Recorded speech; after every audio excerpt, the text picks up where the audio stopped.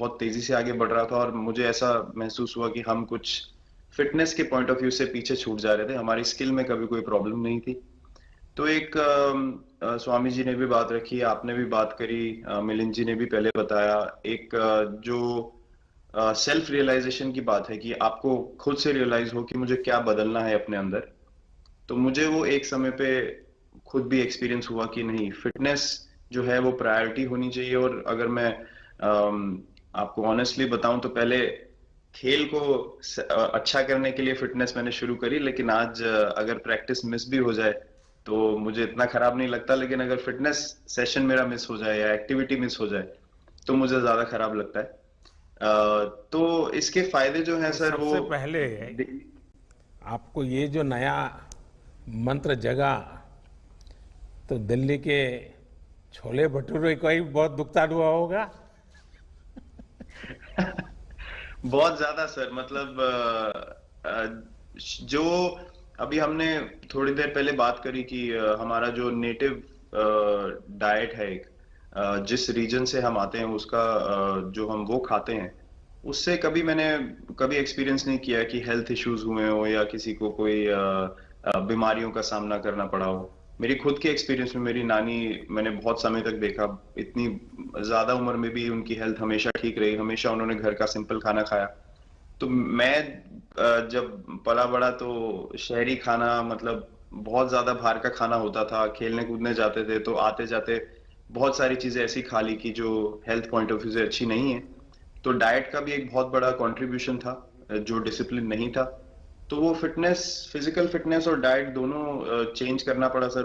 उसकी वजह से ही चेंजेस आने शुरू हुए। और मैं इस चीज से इसलिए रिलेट कर पाता हूँ क्योंकि जैसे हमारे खेल में चेंजेस आए, आज की लाइफ की भी डिमांड्स बहुत ज्यादा हो गई हैं, बहुत हेक्टिक हो गई है लाइफ।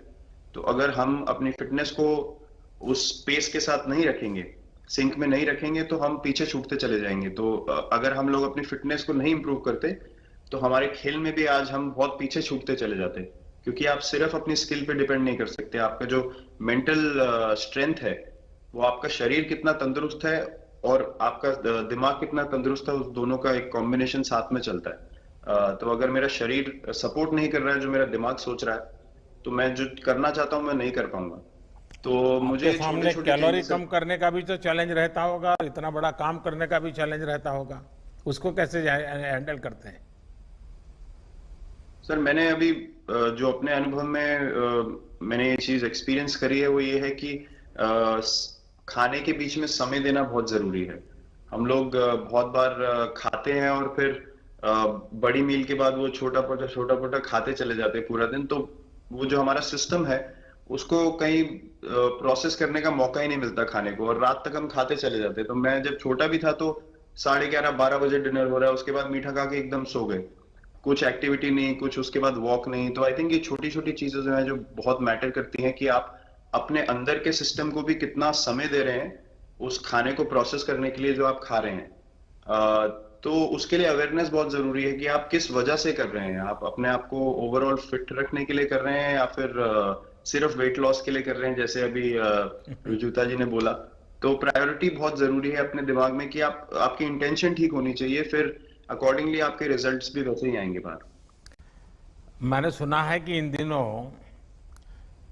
टीम के लिए एक योयो टेस्ट हो रहा है। क्या ये कैप्टन को भी ये योयो टेस्ट करवाना पड़ता है कि आपको छुट्टी होती है? और योयो टेस्ट होता क्या है, क्या क्या क्या करना पड़ता है?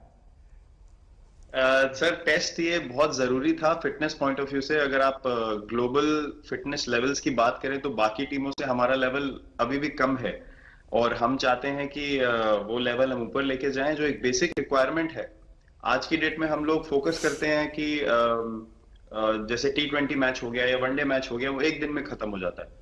लेकिन अगर हम टेस्ट मैच की बात करें जो 5 दिन आपको खेलना है, हर शाम को आपको वापस जाना है, अगले दिन फ्रेश आना है, तो उस पॉइंट ऑफ व्यू से ये फिटनेस जो स्टैंडर्ड था वो बहुत जरूरी था। और मैं सबसे पहले मैं ही जाके भागता हूँ, और ये कंडीशन है कि अगर मैं भी फेल हो जाऊंगा तो सिलेक्शन के लिए मैं भी अवेलेबल नहीं हूँ।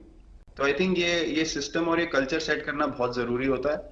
और उससे क्या होता है सर, ओवरऑल एक जो फिटनेस लेवल है टीम का बढ़ेगा। जैसे टेस्ट क्रिकेट में हमारा बहुत बार होता है कि आप थके हुए हैं, तीसरे दिन आके आपको, जैसे हमारे फास्ट बॉलर्स हैं आज की डेट में वो दुनिया में सबसे ऊपर है, तो उनको अगर दूसरे तीसरे चौथे दिन आके वो एफर्ट डालना है फील्ड पे, तो वो डाल सकते हैं। पहले क्या होता था, स्किल हमारे पास हमेशा से रही है, लेकिन शायद जो मैंने आपको बोला वो ट्रांजिशन मैंने जो एक्सपीरियंस किया, हम लोग वो जरूरी समय जो आता है जहाँ पे शरीर थक जाता है और टीम को आपकी जरूरत है, वहां पे परफॉर्मेंस जो है हमारी डिप हो जाती थी और दूसरी टीम जीत जाती थी।